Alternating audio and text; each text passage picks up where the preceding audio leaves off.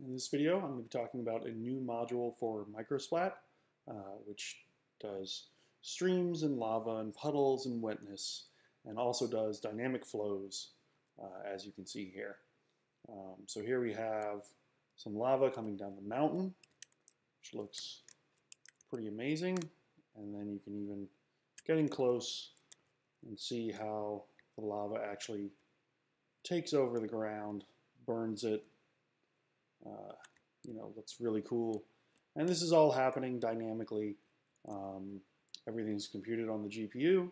It runs on any platform that MicroSplat supports, so basically anything shader model 3.5 or up. And the computation of the flow fields is very, very fast. It's pretty cheap to do. It can be memory intensive if you have, tons of large terrain with it all going on at once, but it's actually very fast to compute and looks pretty amazing.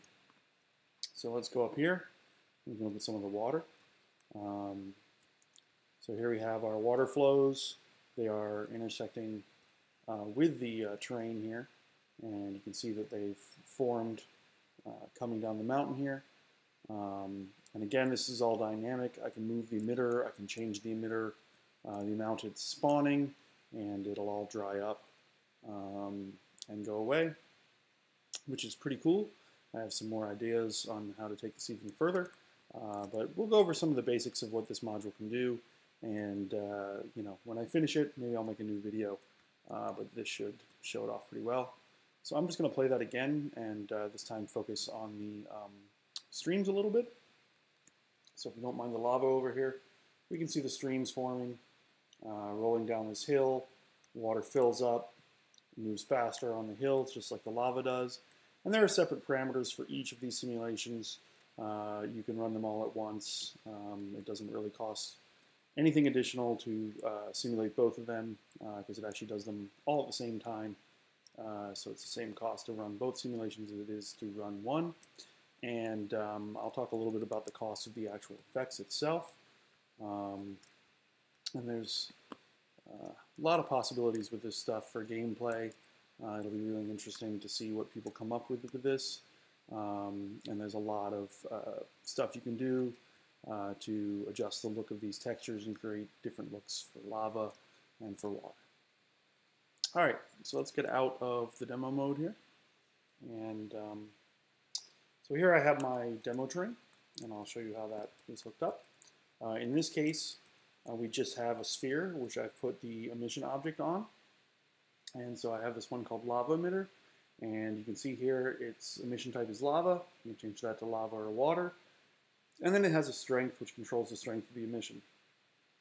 So you can move these around in the scene. If I turn off maximize on play here, play. And then let's just go up and we can grab this emitter. Oh, I already have it grabbed. Why can I not move? Oh, because I'm looking at the game view, of course. All right, so here we are. We have our emitter. We can move it.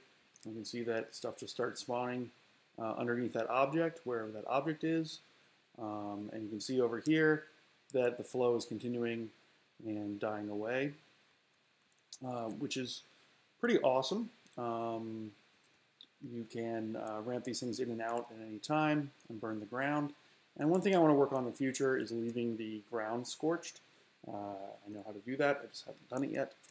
And then, of course, the same thing is true of the water here.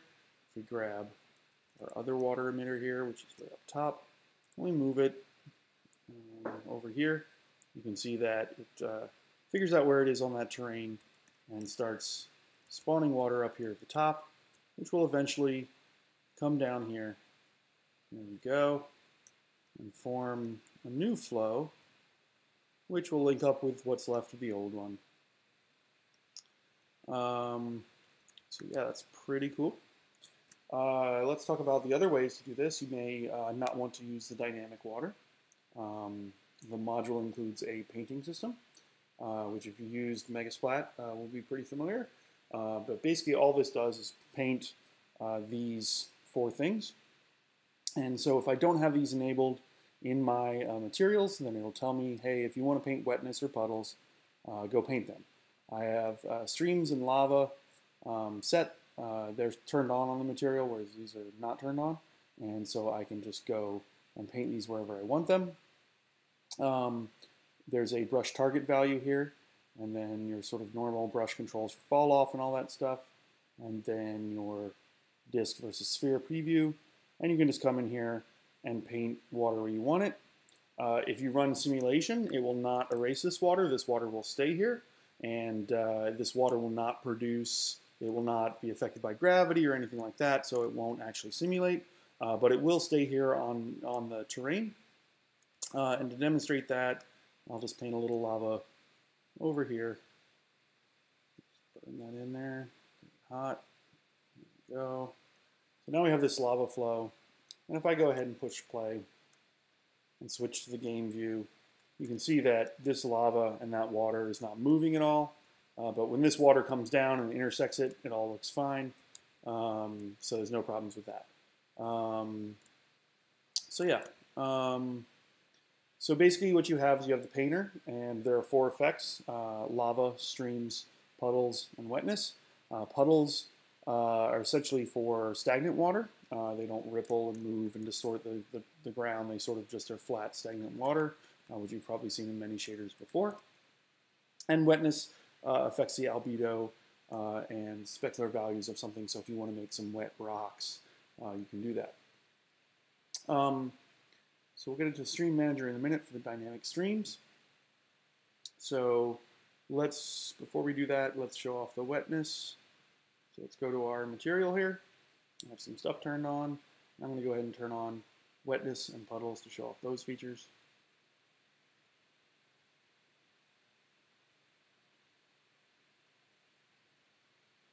And puddles.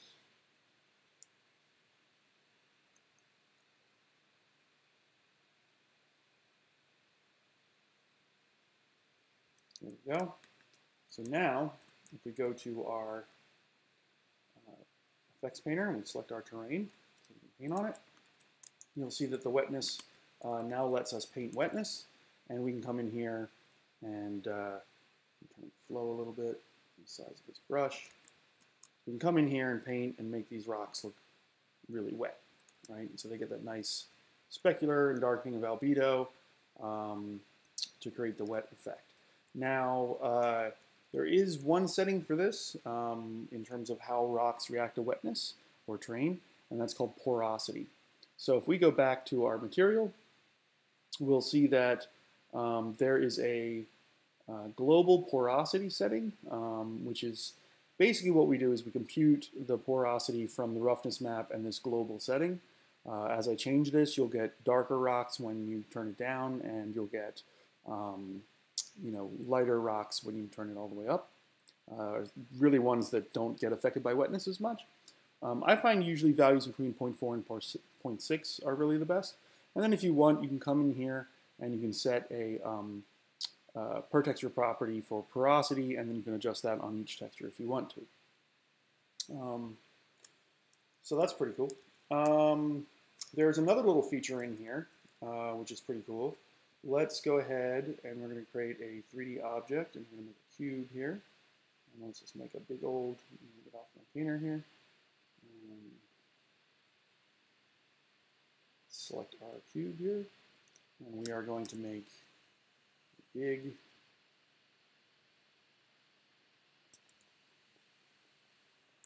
old cube.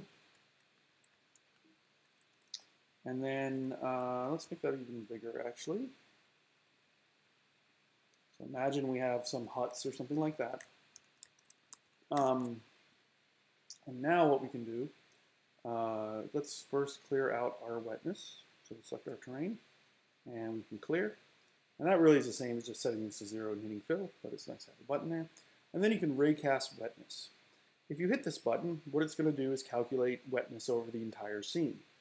And it's going to actually raycast down, and so you can see that we have a dry area underneath our building here, my makeshift building art skills, and that will prevent it from being wet there. So why would you want to do this? The reason is that you can go to the material here, and you can do this from a script. And if you look in the, where are we here? Streams and lava, in the wetness range here, what you can actually do is set the min and max wetness for the scene. So we could take the max down here, and then the scene is all normal. And then when it starts to rain, we ramp up the wetness on the scene, and the areas which are shaded, you know, from roofs or whatever, they stay dry. And then you can bring it back down.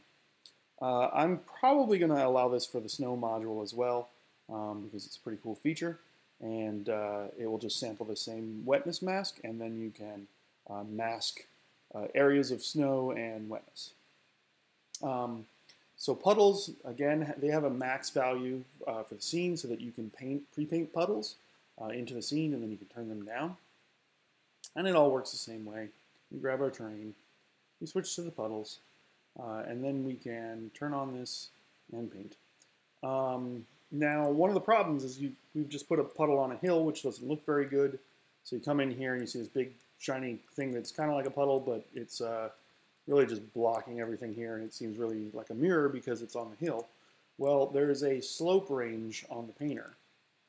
And so you could do something like say, hey, let's just put puddles on really flat spots. And you could fill your terrain with it, and now all your flat spots have these big puddles on them, which is, again, kind of obnoxious. Again, you can get this down, you know, get it a little even tighter and fill. Actually, let's clear first. Actually, I think my clear filter right now is obeying this slope range, so we'll have to fix that. Anyway, so now it's put these in all the flats, and what we can do is go back to our material. And again, this could all be controlled by code. And we go to our puddle section here, and we can change the max on the puddles to sort of, you know, just take them down a bit. And now what you see is you get sort of wet in your rocks there that comes out when it rains. And, you know, you could sort of limit this to areas like this where, you know, water would naturally collect. And again, you can combine that with your streams and dynamic streams and have a stream coming in here and then sort of it becoming this flat, you know, water. So yeah, lots of capabilities and possibilities for cool stuff there. I'm going to clear this for now, and I'm going to clear all our wetness. I've showed off the stream painting and the lava painting. It's all basically the same stuff. Again, you have the same controls. Let's talk a little bit about how you actually hook some of this stuff up for like the dynamic streams, and then finally some of the shader parameters. So, dynamic streams. The way that they work is that when you have the feature enabled, there's this update terrain descriptor data. And if you have the module for terrain blending, then you already have this data. When you hit this button, it will sample all of the terrain and put together a bunch of data it needs for this. It only takes a split second, so you can see, hit the button, and it'll just recreate that data based on height, and then there you go. So whenever you make height changes, you kind of want to do that because that's the data it's going to actually use for this generation. So it doesn't have to raycast or do anything like that. It knows where the terrain is. And that's the same stuff I used in the terrain blending module. And then you have the stream manager component that we see here. And this basically has strength, evaporation, resistance, and speed for each streams and lava. So strength is the overall flow strength. So if you turn that down, you will basically turn down all the emitters in the scene. Let's go ahead and hit play while we do this. And let's come back here and find our dynamic flows, which are here. There we go. All right, so now we have this stuff going on. We can select our terrain, and we'll go to the lava one, I guess. If we turn the strength down, what you'll see is that it stops emitting here. We are now no longer emitting, so we see that coming down. We turn the strength up a little bit. At some point, it'll start really showing up. There we go. Now we're feeding the stream again. And then we have these three parameters, which are evaporation, resistance, and speed. And right now I have this debugging display, which I'll probably keep. This shows you the actual mass that are being generated of where things are. So the evaporation parameter essentially controls how much of this is removed out of the scene. And what it's basically doing is, it's like evaporation, you know, if you have water sitting there, it's going to slowly evaporate. And the more you turn this up, sort of the more things will just start kind of fading away. So you can see how on the edges here, it's kind of shrunk and it's slowly fading away. Now it's not fading away as fast as it could because we're still feeding it. But if we turn off the strength, you'll see that you know, that will really help it sort of get out of the scene a little bit quicker. So I might let that go a little higher if people want to do special effects, but for the most part, it works out to be kind of realistic, more for water. Lava tends not to do that. Lava tends to harden, but it's much easier to demo on the lava. So resistance is essentially, it's kind of a non-physically correct factor. So what it is resistance to going up slopes. So as this lava comes down here, we have this little bit of a hill here. And so what will happen is the streams will split and go around it. But if we turn our resistance down enough, then what will happen is that as that lava comes down this hill and builds up enough girth, it doesn't quite have enough yet, it will eventually cover that rock. It'll manage to sort of creep up a little bit. And so that's sort of your primary control for, you know, how violent sort of this, you know, stream is. And maybe I should just restart it to show that. Oh, there we go. It didn't quite take effect there. So you can see that with a low resistance, things just go crazy and start spreading all over the hills, which is usually not what we want. So you definitely want some resistance there. I'm going to reset the simulation. 0.25 I find is a pretty good value. If you turn it up really high, then the lava tends to be a little more constrained. And if you turn it up really low, you can see what happened where it just spreads all over everything. And finally, speed is the speed of the simulation. So if I turn this way up and I simulate, you can see that the whole simulation happens much faster. Now, one thing I will point out, which is not wonderful, but there's not a great way to fix it, which is that if you speed up your simulation a lot, you will get slightly different results. The results are pretty close, but you'll notice that this time it did manage to come over this rock a little bit more. And that has to do with limited precision in texture formats. So to keep things fast, we're trying to use, you know, 8-bit textures or 8-bit per channel textures as much as possible. So that means that if we're accumulating stuff into this buffer and we're in an 8-bit channel, it means we only have 255 values that will work. So if we need to increase a value, then we need to increase it 1 divided by 255 as a minimum. So when you speed up or slow down the terrain, if you slow it down too much, then it won't accumulate enough. So what I have is a clamp that makes sure that if we get too low, we'll always at least go up one value when we're supposed to be, you know, when lava is supposed to be coming into our area. And if you go too fast, well, then the simulation races ahead and there's a clamp on the top to make sure things don't spread wildly. So, yeah, so you can use that to control the overall speed, but just keep in mind that if you're using it to like play things in fast forward, you know, in your game because you want to mess with time, well, you're going to get slightly different simulation results on that slider. And then all these same parameters are basically exactly the same for water. I like to demo them on lava because you can clearly see it from far away really easily. So let's talk about the parameterizations of these effects because they're actually really configurable and you can come up with a lot of different looks for them.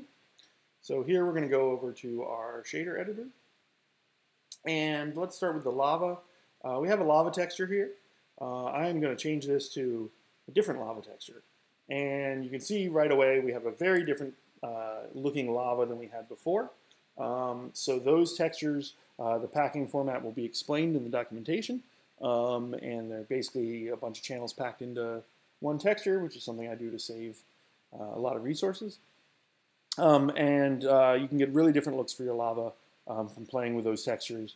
And they're actually not that hard to create. They're basically a height field. And, you know, like this one is actually a stone texture, basically like the normals and the height from a stone texture packed in for the lava.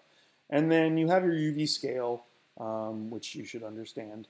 you have a blend width, and the blend width controls sort of how tight the blend is between the lava and whatever's around it. Low blend width is going to blend in a lot more of those edges, and the high blend width is going to get really sharp, and it's going to sort of be more turbulent in a way because of the height differential.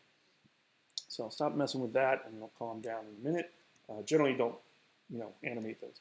You have a max lava amount, which again I can turn down and turn up, and that will change the lava in the scene based on that max. And then you have the speed and intensity for the flow effect. So all of these things are flow mapped. They automatically flow downhill. You don't have to paint a flow map. And these generally control the cycle of flow mapping. So I'm going to switch views here so I can move around. It's probably better to explain it on water, but we can do it here. So if I set the speed to like 1, you can see that the whole thing, or even 10, you can see it's moving much faster and the distortion gets crazier. If I set the intensity higher, I can set the intensity to 1, then you can see that it's almost pulsing now, and that's a cycling of the flow mapping. So generally, you want the intensity to be a little bit less than the speed, and you want it low enough so that you don't notice that cycling too much. We have a drying parameter, which sort of controls, well, here I'll show you. If I turn this down, you see I get much hotter lava that has less of those black areas in it. And then as I turn it up, you're going to get more of the black areas and less of that hot one. And then you have a distortion size and rate, and this controls this kind of funky distortion you see here. So you can turn that down, you can turn the rate up, and then it'll cycle faster through its distortion effect. And we can set the scale of the distortions, which will change the overall sort of size of the perturbance, which is creating, in this case, it's creating like very sort of wavy lava versus when we set it down, you get sort of these more solid bits that are moving around. You notice it freaks out a little bit when I change it because of the simulation. And finally, you have these 3 colors. And so they are the main color of the lava, which in this case is red, the highlight color for the really like top parts of the lava or the hot parts of the lava, and then you have the edge color. And you can actually create a lot of cool different effects. So I use a dark edge color. And what's cool about a dark edge color, and let me set the blend width a little bit lower here, is when you get a dark color, it almost looks like smoke around the edges. So you can see here that you get this like smoky stuff here and over here, which is like really kind of cool. If you set this to a light color, you'll get more of like an outline around it, and you can use like a tight blending radius, and then you can see you get like a hot outline around it. But I generally prefer it dark with, a tight blend radius. Oh, and I undoed all the way back to the other texture. So yeah, you can see how different this looks on another texture. Go to this one again. And so yeah, so there's lots of sort of, between the texture and these colors, you can really control a lot of parameters of this and get some really cool looks. So the water, which, let's go over here. Again, like everything in MicroSplat, it'll hook up the default textures for you, so you don't have to worry about this too much. I have this foam texture, and this is basically a normal map with some height field information in it, much like the lava one. One channel controls how much of this white foam you get and what shape it is, and another one controls the distortion of the terrain underneath the water. So you can see how this is distorting the terrain here, and that foam texture creates these sort of like specular highlight white areas on top. So playing with that will produce really different results. Let's go back there. We were at, I'm going to go and fold up the lava for now. Tessellation, text properties. So our main parameters here, we have a max stream. I tend to leave this about halfway because I like the way the streams look when the rocks cut through them. You can bring this up, and then obviously the streams are going to get higher and completely cover the rocks. But I find that doesn't look as realistic because you end up with like floating water, right, with these giant rocks under it.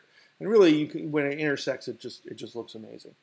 You have a normal blend parameter, and to show that off, I'm going to turn down this foam. So I have the foam all the way up. If I turn that, if I can click Control, all the way down, you see we have something much more like the puddles. We have like a clear water here.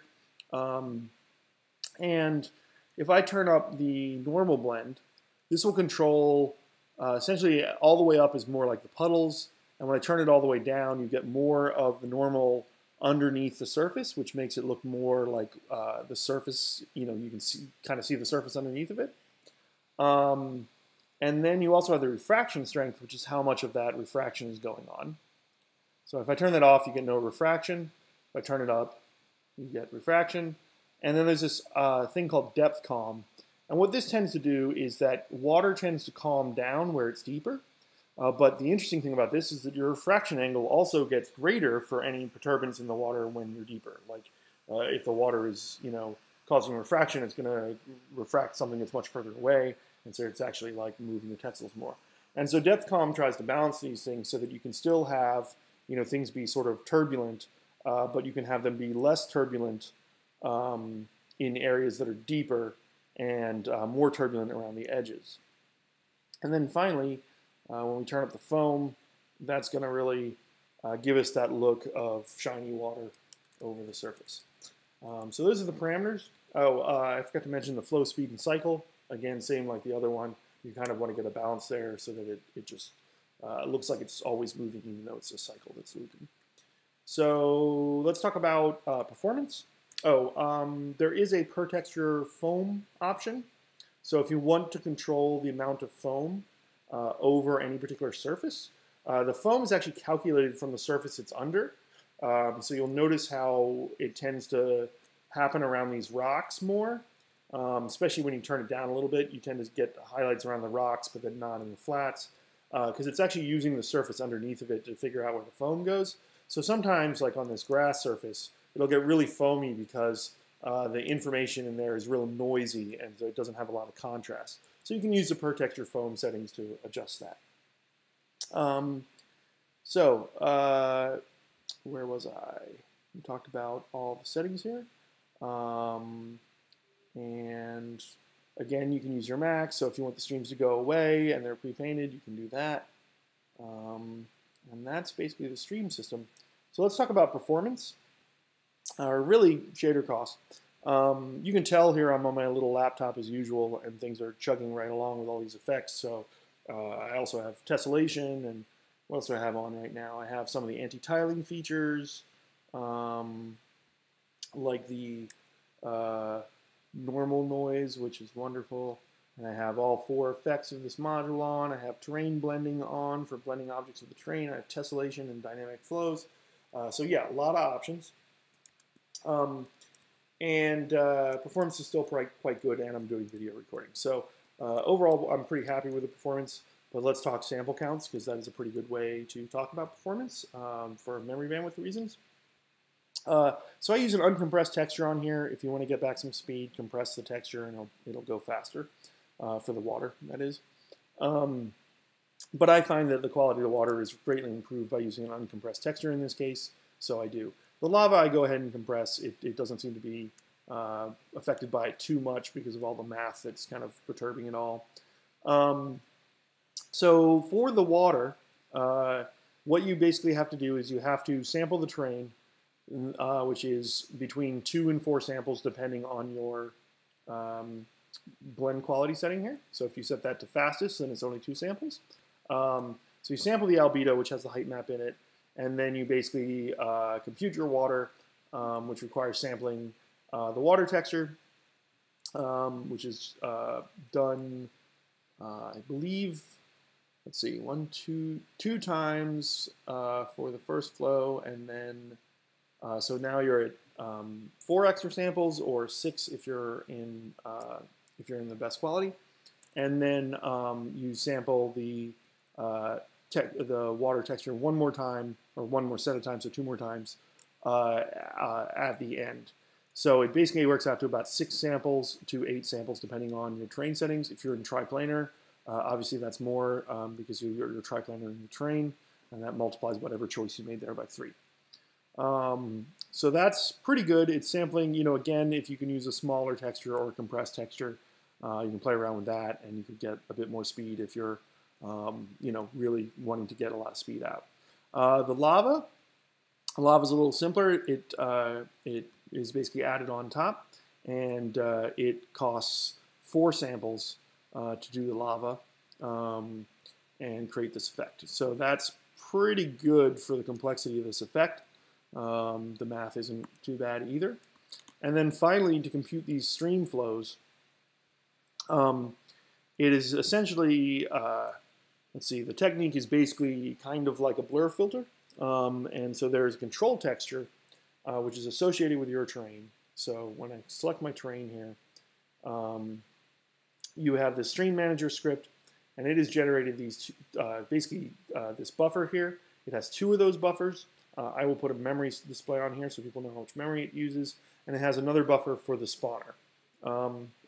So whatever size your terrain is, if you're using a 1024 alpha height map for your terrain, then these buffers will be 1024.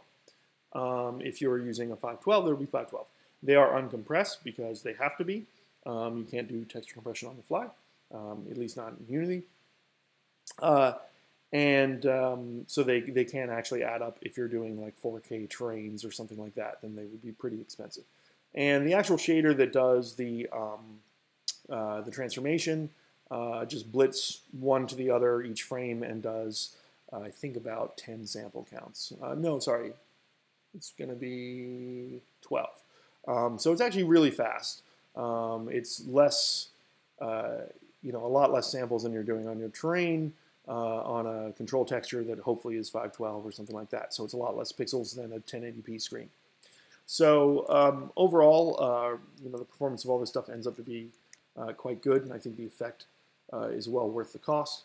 And again, you can combine it with a ton of other effects. And, like I have terrain blending on, so you can see these guys are blended in with the terrain, and it all just kind of works together. As long as you have, there's one minor thing, which is that we're getting to the point where you can run out of texture samplers particularly on Macs, on DX11 hardware and consoles. I've done some stuff to prevent that from happening. So on Mac, you can run into a case where you turn everything on, like just friggin' everything, and then it won't compile the shader. It'll throw an error, and then you got to like decide which things you want. And I have some features in there to help with that. This actually takes quite a lot of samplers because you not only have these 2 textures, but you also have 2 textures that you need to sample for the control maps. Basically one which is for the painted control and one which is for the dynamic flow control. However, if you're not using any of those features, like if you're not using this dynamic flow control, then it's not going to bother to sample or use those maps. So yeah, I think that about covers it performance-wise. Really interested to see what people do with this feature. I think it's got a lot of potential, and I really haven't seen many games do dynamic lava flows that happen right in front of you. They tend to have a lot of static lava that's flowing around. I have the speedway turned way up. So yeah, I'm really interested to see what the community can create with this. If you make something cool with it, post a video, post a screenshot, whatever. I love seeing that stuff. And hopefully this will be out soon. I've got a bit more work on it, and there's further I can take it after that, but it's getting pretty close for release. And hopefully they'll release MicroSplat soon. It's been sitting in the asset store queue for over a week now, waiting for them to approve it. So yeah. Anyway, hope you enjoyed the video, and I'll talk to you later.